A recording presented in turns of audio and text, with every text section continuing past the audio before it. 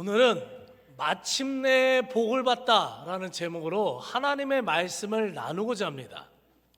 자, 오늘 본문의 배경은 아브라함의 아내 사라가 이제 죽었어요. 127살에 이제 죽었고 장례를 치르기 위해서 막벨라라는 지역에 위치했던 땅과 동굴을 구입하는 그 사건이 바로 오늘 본문에 기록되어 있어요. 하나님은 아브라함에게 딱 두 가지 약속을 주셨거든요. 언약의 말씀을 주셨는데 창세기 12장 3절 7절을 읽어보면 첫 번째 그 약속은 자녀예요. 내가 너로 큰 민족을 이루고 내게 복을 주어 내 이름을 창대하게 이르니 너는 복이 될지라. 너로 큰 민족을 이루고 자녀들이 큰 민족을 이룰 정도로 많은 자녀의 복을 허락받았어요. 그 두 번째 뭐냐면 땅의 축복입니다. 땅의 축복. 여호와께서 아브라함에게 나타나 이르시되 내가 이 땅을 내 자손에게 주리라 하신지라. 자, 이 말씀과 같이 하나님께서는 아브라함에게 자녀의 복을 주시겠다, 자녀의 축복을 주시겠다 약속하셨고 땅을 주셔서 아브라함의 후손들이 그 땅에서 살게 만드시겠다라는 땅의 축복을 주셨어요. 두 가지 축복이에요. 근데 지금까지 살펴본 것 같처럼 첫 번째 이 자녀에 대한 축복은 많은 사건이 있었잖아요. 많은 사건이 있었지만 그래도 아브라함이 100살에 이삭, 축복의 아들 이삭을 낳음으로써 이 자녀의 축복의 말씀은 이루어져요. 그리고 두 번째, 우리가 깊게 묵상하진 않았지만 두 번째 하나의 약속이 남아 있었던 거예요. 뭐냐면 땅의 축복이에요. 땅의 축복. 근데 이 땅의 축복은 바로 오늘 본문에 나오는 이 사건과 같이럼 아브라함이 자신의 아내 사라의 장례를 치르기 위해 막벨라에 위치한 동굴과 땅을 구입함으로써 온전히 이루어지게 된다는 겁니다. 근데 한 가지 흥미로운 사실이 있어요. 뭐냐면 여러분, 자녀를 주시겠다라는 이 말씀이요, 금방 이루어졌어요? 오래 걸렸어요? 무지 오래 걸렸잖아요. 자녀 주시겠다고 엄청 오래 걸렸거든요. 근데 땅의 축복은 무지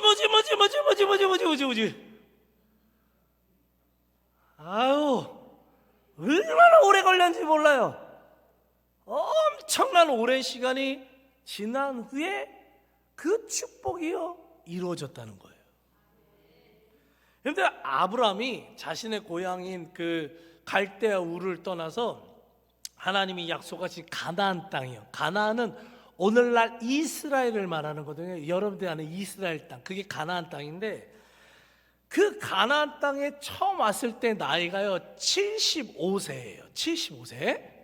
그리고 현재 지금 현재 아브라함의 나이는요, 이 사라의 장례를 치르기 위해 지금 아브라함의 나이는요 137살이었어요. 몇 년이 지난 걸까요? 계산 빠르신 분. 75세에 가나안에 왔는데 지금 현재 137살이에요. 일부 예배 때는 바로 맞췄는데 한참 제 말을 믿으세요. 62년이에요 62년이요 지금 가나안에 와서요 62년 동안 지금 이 아브라함의 가정은 지금 가나안에 살았다는 거예요. 근데 문제는 뭐냐, 62년 동안 살았는데 자기 소유로 된 땅이요 지금까지 없었던 거예요. 땅이 없었어요. 분명 62년 동안 살았는데 자기 땅이 없었어요. 전세살이 했어요. 월세살이 했어요. 자기 땅이 없는 거예요. 근데 이 62년 동안 땅의 축복이 이루어지지 않다가 바로 오늘 사라가 127살에 죽어요. 127살에 죽는데 남편과 10살 차이예요. 그래서 137살이라는 거야, 아브라함이.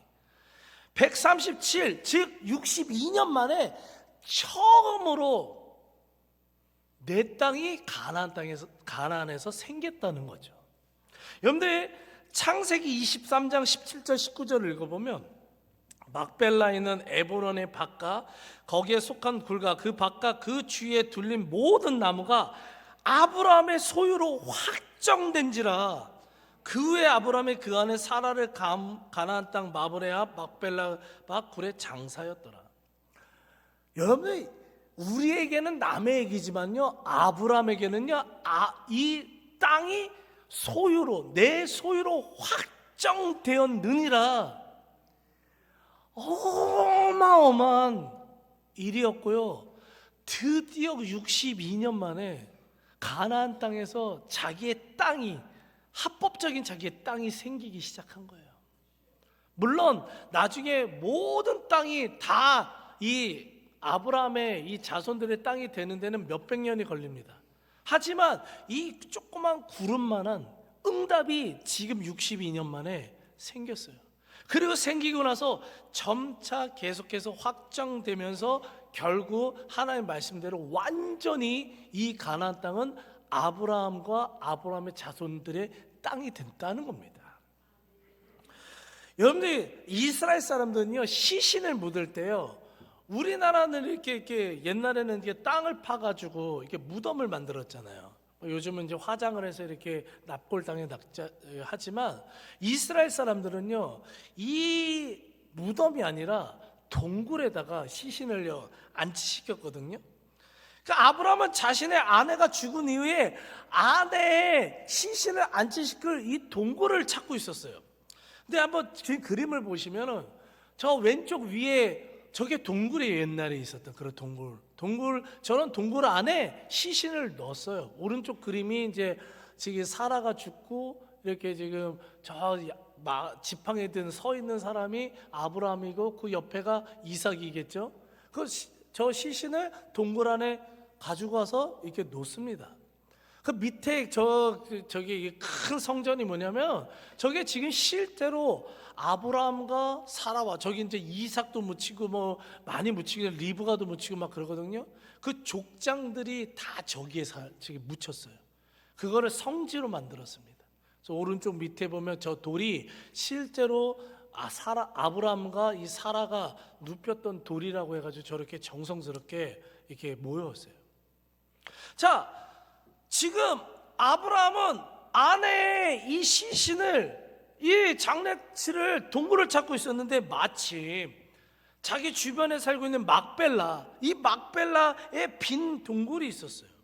그래서 그 동굴을 포함하여 그 주변에 있었던 모든 것을 돈을 주고 합법적으로 사게 된 거예요.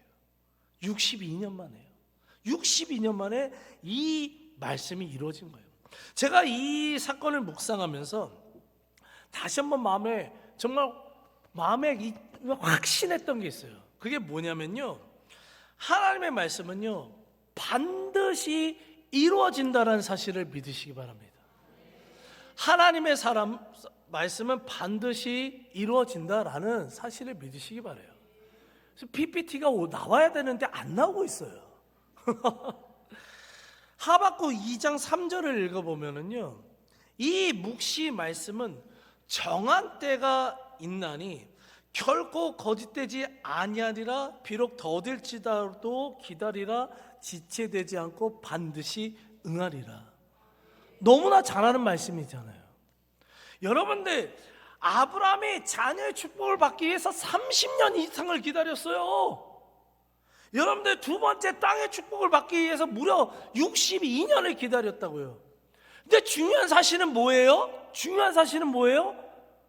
몇 년이 걸렸는지, 우리는 빨리 받길 원하지만 몇 년이 걸렸는지, 그거보다는 말씀이 반드시 이루어졌다는 거예요.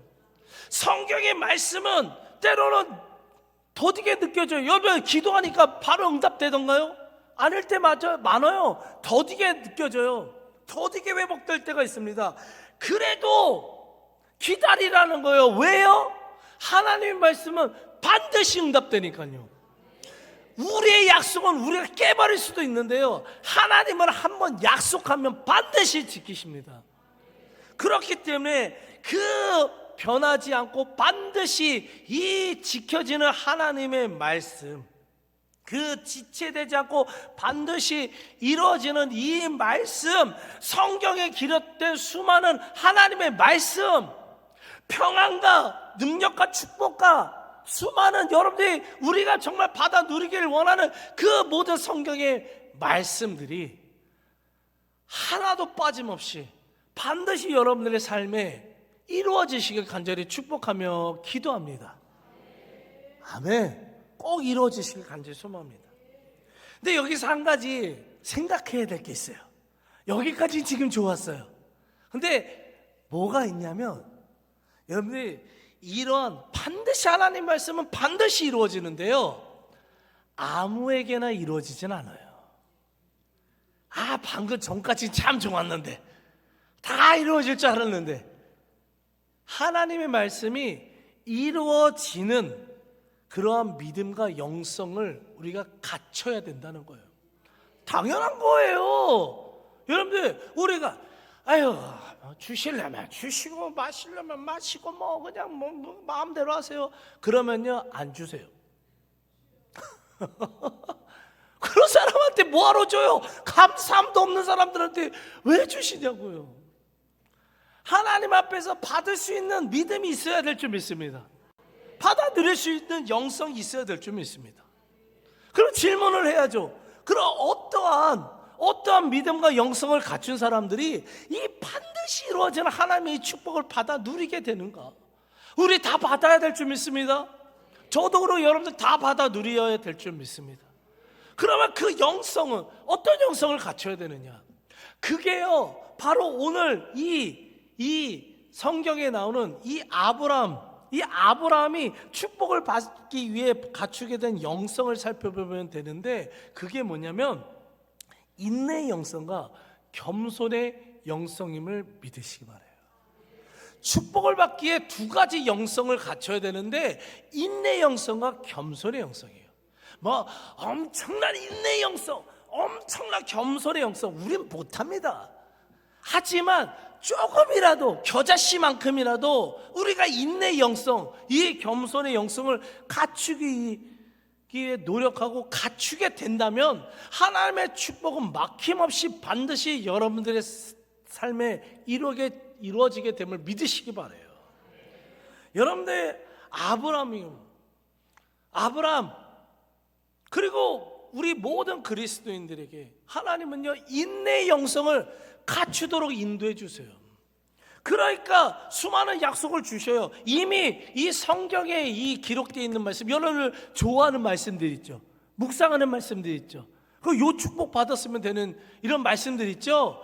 이미 주셨다고요. 이미 주신 거, 여러분의 삶에 이미 이 말씀은요 다 이루어지게 됨을 믿으시기 바라요. 근데 이미 다 준비해놓고 준비하시는데 바로 주시지 않잖아요. 내가 기도했는데 바로 주시지 않잖아요. 기다리게 하시잖아요. 기다리시게 하잖아요. 왜 기다리게 하세요? 그 과정을 통해 인내의 영성을 갖출 수 있도록 만드시는 거예요. 여러분, 기도하자마자 바로 받으면요 100%예요. 하나님의 감사가 없어요. 하나님의 감사가 없더라고요. 당연한 줄 알더라고요. 우리는요 인내 영성을 갖추셔서 하나님께 정말 감사할 수 있는 그런 신앙생활을 해야 될 줄 믿습니다. 그래서 성경에 보면요 인내라는 단어가 나오잖아요. 그리고 인내라는 단어와 항상 같이 나오는 단어가 하나가 있는데 뭐냐면 믿음이란 단어예요. 믿음 이꼴 뭐예요? 인내 이꼴 뭐예요? 믿음이라는 거예요. 야고보서 1장 3절 말씀같이럼 이는 너희 믿음의 시련이 인내를 만들어내는 줄 너희가 알미라. 그런데 인내 영성을 갖추면요 믿음이 자라요. 근데 또 반대로 믿음이 자라잖아요. 그러면 인내 영성이 더욱더 견고해져요. 또 인내 영성이 견고해지면 믿음이 자라요. 믿음이 자라면 또 인내 영성이 견고해질 줄 믿습니다. 요거 그냥 다 아멘 할 때까지 제가 계속 할까 했는데 그냥 선순환이 계속 벌어지는 거예요. 이 믿음과 인내는 계속해서 같이 맞물리는 거예요. 누구에게 축복이 임해요? 인내의 영성을 통해 믿음이 자라면, 믿음이 자란 사람한테 당연히 하나님이 복을 주시죠. 당연히 주시는 거예요. 그러니까 뭐가 필요해요? 인내의 영성이 반드시 필요하다는 거예요. 그래서 믿음이 올바르게 서 있잖아요. 이 믿음이 올바르게 서 있으면 하나님이 주시지 말라고 해도 하나님이 그 축복을 부어 주실 줄 믿습니다. 하나님의 그 고귀하고 그 거룩한 그 축복과 능력과 평안이요, 다시 한번 말씀드리지만 아무에게 임하는 게 아니에요. 아무에게 임하는 게 아닙니다. 교회 나와서 그냥 왔다가 잠 한숨 자고, 아이고 기가 막히게 이제 좀 있으면 설교 시간 딱 끝나면 딱 깰 거예요 이제 아마. 물론 뭐 그렇게 피곤한데도 오시는 분 축복합니다. 여러분들 남편들 이렇게 믿음 없는데 와서 잠자고 있는 것만 해도 감사하신 줄 알아야 돼요. 진짜요. 내 자녀가요 옆에요 믿음도 별로 없는데 교회 와가지고 옆에 자고 있는 거요, 깨우지 마세요. 그냥 언젠가는 한 말씀 듣고 그렇게 오다 보면 말씀에 딱 꽂혀가지고 자기가 알아서 신앙생활 열심히 해요. 오는 것만 해도 감사해요. 근데 그게 10년이 되면 안 돼. 10년 동안 맨날 자, 그냥 맨날 자요. 이건 안 되는 거죠.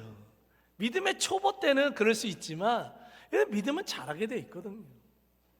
여러분들 그 신령한 축복과 능력과 평안은요, 우리가요 더욱더 영성의 기본이 되는 이 예배 자리 잘 지키고요, 말씀 붙들고 기도 자리 잘 지키는 그런 사람들이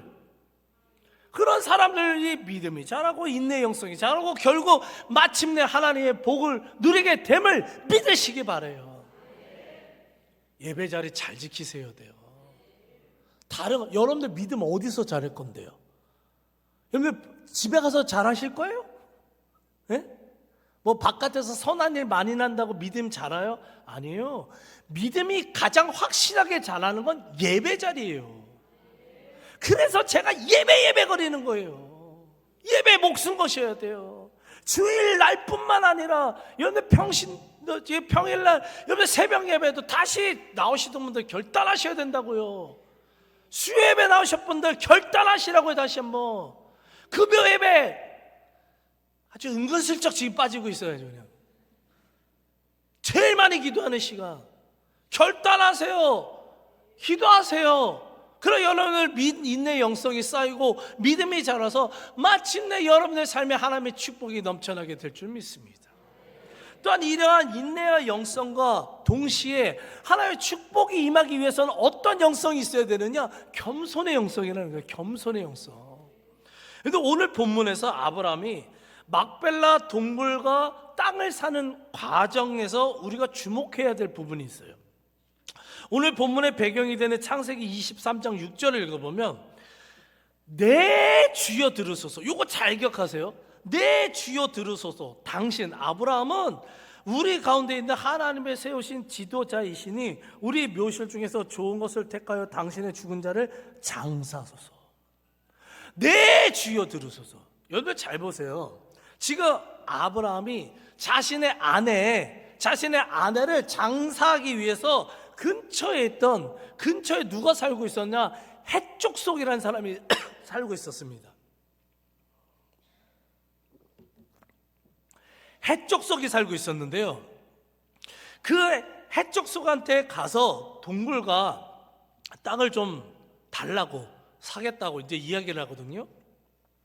근데 그 당시 헷족속은요 엄청나게 이 막강한 군사력과 힘을 가지고 있던, 역사 속에서는 히타이트 족속이라고 나와요. 히타이트 족속. 이 지중해 쪽 그 바다를 완전 이 권세로 누리고 있었던 히타이트 족속이 헷족속이에요. 이 사람들은 워낙에 힘이 세기 때문에요, 약육강식에 익숙해진 사람들이에요. 약한 사람들을요 깔봤습니다. 우월의식이 너무 강했어요. 자기 족속이 최고였어요. 그런 핵족속이 지금요 아브라함한테 뭐라고 했냐? 내 주여라는 표현을 쓴 거예요. 안 놀래시네? 난 너무 놀랍던데. 네 주여, 이 막강한 해족속이요. 여러분들 잘 보십시오. 지금 이 네 주여라는 말만 쓴 게 아니라 그 해족속이 가지고 있던 그 족속은 강력한 민족이라서 좋은 땅 다 가지고 있었거든요. 그 좋은 땅 중에서도 가장 좋은 거를 돈을 받지 않고 아브라함에게 그냥 주겠다고 얘기를 했어요. 아멘 하신 분들만 제발 이런 복 받아 누리시기 간절히 소망합니다. 제발. 너무 놀라운, 여러분 이러한 표현과 대우는요, 상대방에 대한 지극한 존경심, 그냥 존경심 말고 정말 지극한 존경심을 가졌을 때 이러한 대우와 이런 표현을 사용했어요. 지금 해족속에게 아브라함은요, 여러분들 이방인이에요. 그냥 자기 땅에 살고 있는 외지에서 온 사람들이에요. 별 볼 일 없어요. 그 종교가 틀려요. 민족이 틀려요. 민족이. 족속이 틀리다니까요. 그런 이방인을 당연히 무시해야 되는데, 깔봐야 되는데, 지금 이 해족속은 아브라함을 향해서 뭐예요? 네 주여, 주여, 주여, 주여, 당신이 가장 좋은 땅 그냥 가지세요. 여러분 무슨 뭐 1,000만 원짜리 2,000만 원짜리 땅인 줄 아세요? 몇십억짜리, 어쩌면 몇백억짜리 땅을요 그냥 가장 좋은 땅을 가지라는 거예요. 아멘. 얼마나 좋아요. 여러분들 왜 해족속이 이런 일을 보였어요? 왜 아브라함에게 내 주여라는 이 표현을 사용하면서 왜 이렇게 한 거예요? 여러분 창세기 23장 7절을 읽어보면 아브라함이 일어나 그 땅 주민 해족속을 향하여 몸을 굽히고, 여러분들 잘 보세요. 이 몸을 굽히라고 해석하는 히브리어 와이슈타우는요 그냥 감사합니다 이게 아니에요. 완전 땅바닥에 주저앉아서 머리를 조아렸다는 거거든요. 사람은요, 상대방이 나를요 높여주잖아요. 상대방을 어떻게 여기는지 아세요? 사람들이? 그 사람이 나를 높여주잖아요. 그 사람을 낮게 봐요. 그리고 되게 우쭐거려요.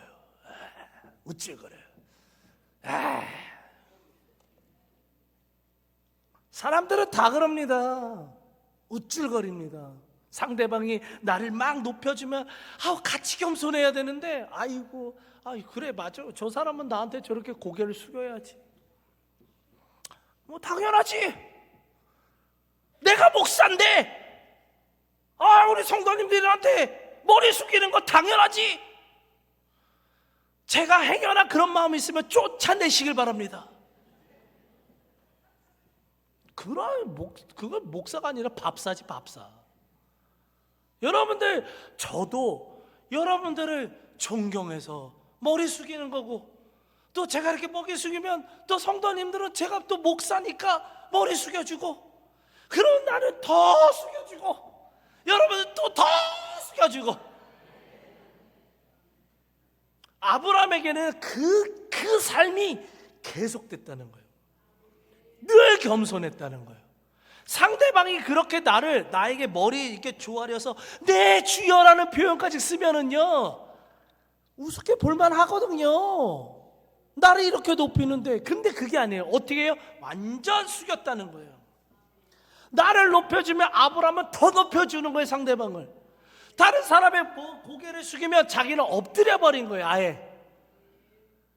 이게 하루 이틀에서 나온 것 같아요? 아니요.